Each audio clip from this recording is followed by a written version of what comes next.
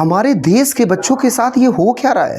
हमारे देश में किस तरह का ये आतंक फैला हुआ है? क्या किसी आतंकवाद से ये कम है? देश के बच्चों के साथ पूरे वर्ष उनके माता पिता बच्चे लाखों रुपए परीक्षाओं के लिए तैयारी करने में कोचिंगों में खर्च कर देते हैं, जिससे जाके नीट जैसे एग्जाम की एक वर्ष तैयारी कर पाते हैं, और इस एक परीक्षा के लिए ना जाने कितने वर्षों की मेहनत होती है। लाखों बच्चों का भविष्य दांव पर लगा होता है और उनके साथ धोखा, हर परीक्षा में धोखा। ये सब क्या फैला के रखा है? मैं बचाता रहा दीमक से घर अपना, चंद कुर्सी के कीड़े पूरा मुल्क खा गए। भारतवर्ष एक इतना समूचा विशाल भारत देश, जिसको सोने की चिड़िया कहा जाता था, भारतवर्ष में भ्रष्ट ही भ्रष्ट पर भ्रष्टाचार होने का आरोप लगाता है, और भ्रष्ट ही भ्रष्टाचार की जांच करता है, और भ्रष्ट ही भ्रष्ट को भ्रष्टाचार से मुक्त करता है। हम ऐसे एक विशेष भारत देश के नागरिक हैं जहां हमारे देश के युवाओं के साथ ही धोखा होता है। प्रभु, हमारे देश के नेताओं को सद्बुद्धि दो। कहने के लिए तो यह कहा जाता है कि देश को ब्यूरोक्रेसी नहीं बल्कि डेमोक्रेसी चलाती है, लेकिन स्थितियों को देख के ऐसा ही महसूस होता है कि देश डेमोक्रेसी से नहीं ब्यूरोक्रेसी से चलता है, और यदि डेमोक्रेसी से चलता होता तो जन जन की समस्याएं हमेशा समाप्त होती चली जाती, ना कि दिन रात बढ़ती। 4 जून को ही नीट का एग्ज़ाम डिक्लेयर होना, 4 जून को ही इलेक्शन का रिजल्ट आना, क्या इस बात का संकेत है कि देश के नेता इलेक्शन के रिजल्ट में बिजी होंगे, सारी देश की जनता का दिमाग डाइवर्ट होगा और उसी दिन ऐसा किया जाए? कुछ तो गड़बड़ है, कुछ तो गड़बड़ है, जांच तो बनती है।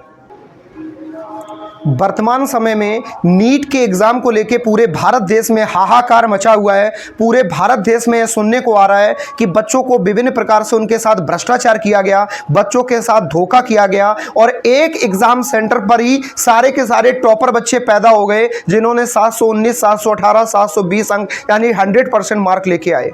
आपको देख के आश्चर्य हुआ? घबराइए नहीं, ये कोई नया काम नहीं हुआ है, ये कोई पहली बार नहीं हुआ है, पिछले कई वर्षों से लगातार ऐसा ही होता चला आ रहा है। और आप परेशान मत होइए, यही होता रहेगा, यही सदैव होता रहेगा, क्योंकि हम एक ऐसे देश के नागरिक हैं जहां देश को कहने के लिए तो डेमोक्रेसी चलाती है, लेकिन हकीकत यह है इस देश को ब्यूरोक्रेसी चलाती है। अब आप कहेंगे डेमोक्रेसी और ब्यूरोक्रेसी क्या है? अगर आप यह भी नहीं समझते तो आप बिल्कुल सही समझते हैं कि देश में ऐसा ही हमेशा होता रहेगा, क्योंकि आप बेहतर तरीके से समझ लीजिए।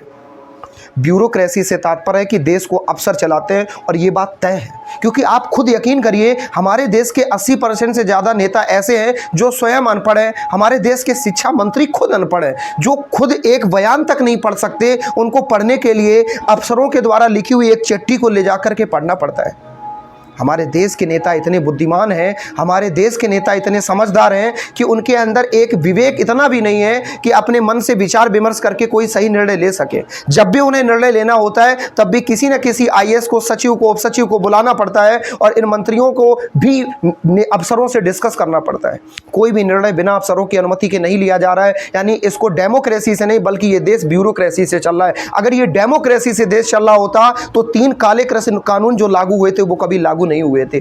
अगर ये देश डेमोक्रेसी से चलता होता तो इस देश में अग्निवीर जैसी भद्दी योजनाएं कभी लागू नहीं होती। अगर ये देश डेमोक्रेसी से चल रहा होता तो ये विभिन्न प्रकार के वो सारे कानून, विभिन्न प्रकार के वो सारे नियम जो लोगों को पसंद नहीं आते, वो कभी लागू नहीं होते। अगर देश ये डेमोक्रेसी से चल रहा होता, आम जनमानस के जीवन काल में आने वाली समस्याएं कभी नहीं आती, क्योंकि इस देश को ब्यूरोक्रेसी चला रहा है, इसलिए सारी समस्याएं क्रिएट होती है।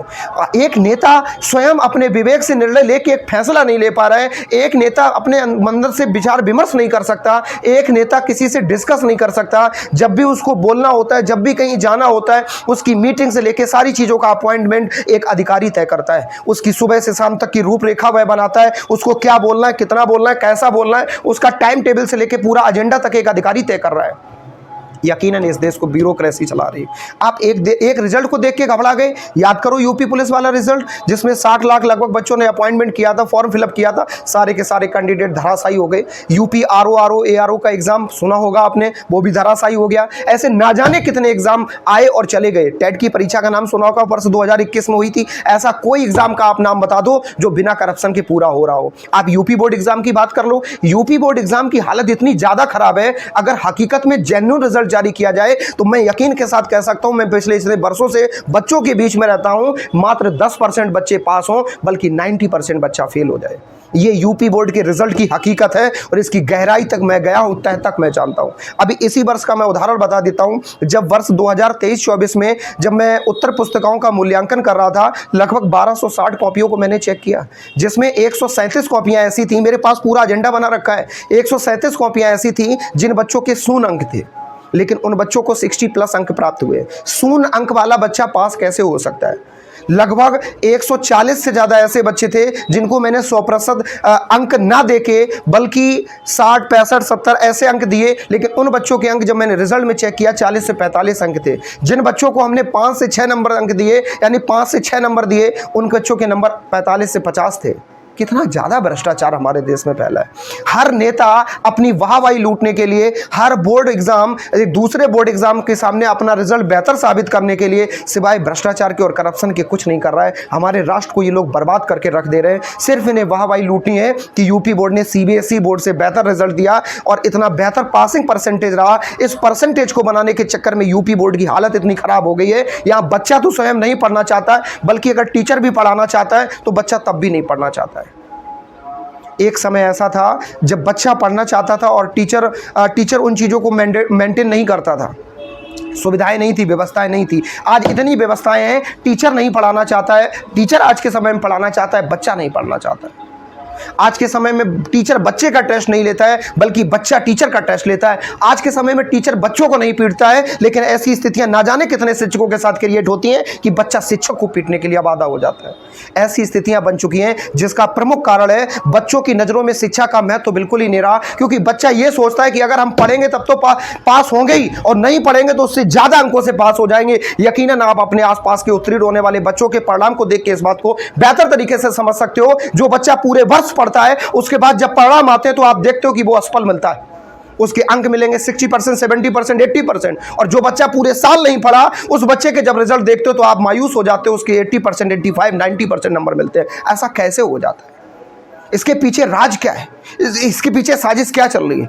ये सब क्या है जो हो रहा है हमारे चारों तरफ? ये बिल्कुल भी ठीक नहीं है जो भी हो रहा है। ये सब में परिवर्तन की ज़रूरत है, इन सब में बदलाव की ज़रूरत है। बहुत से लोग कहते हैं कि ये सारी बातें सिर्फ कहने के लिए। मैं ना जाने ऐसे कितने स्वयं शिक्षकों को जानता हूँ जो सरकारी शिक्षकों के रूप में किसी विद्यालय में प्रधानाचार्य के पद पर आसीन है, जो सरकारी शिक्षकों के रूप में सरकारी विद्यालयों में कार्यरत है। ऐसे अनपढ़ गंवार शिक्षकों को मैं बेहतर तरीके से जानता हूँ, जो हिंदी की किताब तक नहीं पढ़ सकते, जो इंग्लिश की किताब तक नहीं पढ़ सकते। वो इंग्लिश के शिक्षकों के रूप में विद्यालयों में आसीन है, जो इंग्लिश की किताब खुद नहीं पढ़ सकते। बताइए कैसे हुआ? क्या ये भ्रष्टाचार का बेहतर उदाहरण नहीं है? कौन नहीं जानता?